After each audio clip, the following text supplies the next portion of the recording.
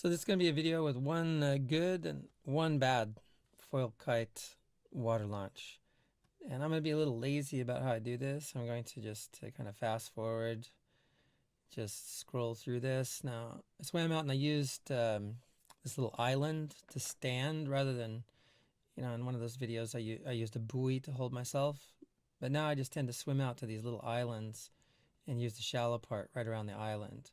So this is the one that goes good. So I'm sure what you guys really want to see is the one that goes bad. But this one made me feel, like things were really going good and you get that confidence. But then it was a little later I did the other one where it did not go good. Now this gets a little foggy, unfortunately. But the whole point of this part going good is that kite filled up nicely. And then as I was letting the lines out, it was just super smooth. I'll play a little off here. So you can see I just kind of release a little bit. Kite pulls the lines out. I hold it just so it tensions up again. Every once in a while I have to straighten out a line. But it was just real smooth.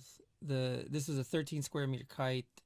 I really didn't need that much kite, but I started to find I liked having more, or too much rather than too little, which is kind of new because when I was first foiling I wanted too little rather than too much. But anyways, it just goes real smooth all the way out. And the nice thing was when I got it all the way, to the end where all the lines are out, I could just hold the bar in and the kite would stay on the water.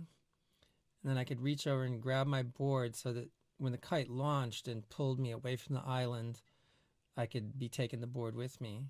And then all I had to really do to launch the kite was just sheet out on the bar a bit, and up it went. And so I went out and had my little sesh. It was real good. So now let's get to the one you really want to see where things don't go so good. So before we get into the bad launch, if you find this video at all useful and you want to maybe help other people to find the video on YouTube, if you like, comment, and or subscribe, that helps that to happen. So now this one was from a different position and I didn't really have an island to stand on. It's fairly windy. Again, I was probably a bit overpowered with the 13 square meter. I had a buddy of mine just throw me out in the water from his boat, and I figured I had plenty of room to get things going. So a little bit of the usual stuff, kind of getting the kite out, trying to get some air in it. And then the problem was that once, like, I think you can see it right there. You see that float is hung up on the lines there. And this was something that continued basically through the entire launch, and it made it really hectic because as I let things out, you can see the lines are kind of crossed. They're not coming off evenly. And as hard as I tried to just kind of, work it out and get them all even again, it just wasn't working. And you see they're crossed there again. There you see the lines have gone around the float and have hung them up. And since the wind is fairly strong and the kite's fairly big, I am struggling. There you see it again. That float has really just kind of gotten in the way. I don't have a total breakdown over why exactly that is. Now, again, for a while I struggled figuring like, oh, I'll get a hold of this, I'll get it straightened out. But then at a certain point I realized that really what I had to do is I just had to get the lines out. And you can see I can play a little bit. I don't think there's any sound coming from the video into this screen capture. If it was, you're gonna hear some bad words.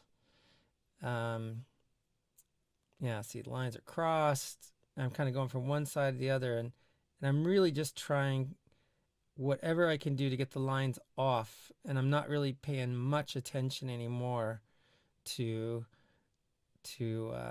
how they come off. Now this is like, you know, so different from that first little clip I saw, or I showed you, where things went good. I mean, you see the lines almost look like they're tangled. And in fact, they're not. But look at that. I mean, it's a mess. But it's really just things hanging up on the bar. Now back in the background there, you can see, which I didn't because I was too busy with the lines. But what's happening is the kite is flipping over. And let's see, I'll go back a bit. You see there it's correct with the white on the left. And now you see the right tip starting to lift. And then the right tip lifts and flips over. Now the white's on the right. So the kite's upside down. Now, at this point, I don't even know it's upside down because I was just dealing with those lines. But as you can see, I finally got the lines completely out. Now I have the bar, you know, correct, but I think I'm figuring out that the kite's upside down. And I'm drifting towards a little harbor there. I still have enough room, but you know, this was not what I would call smooth. And then I managed to flip the kite back over and then get the kite up. A little twist. So in the end, you know, I got the kite up, but it was hectic and not much fun because, you know, you can have this feeling that, I'll just let it play now, but you can have this feeling, you know, what happens, you know, if the lines actually, you know, hang up so you can't launch the kite. What you got to remember is, you know, you've got no safety system at that point.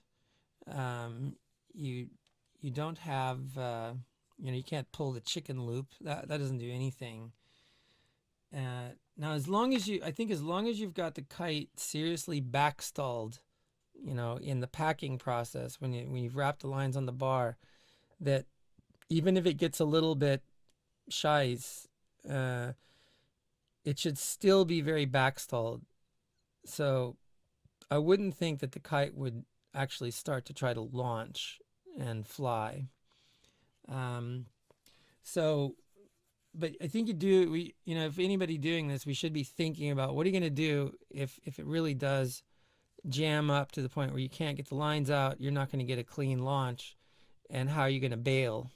And I'm thinking that probably the most reasonable way to do that is just to grab one side of the steering lines and pull it in and just, you know, get the one side shortened up, and then you're just going to have to roll things up and abort the mission.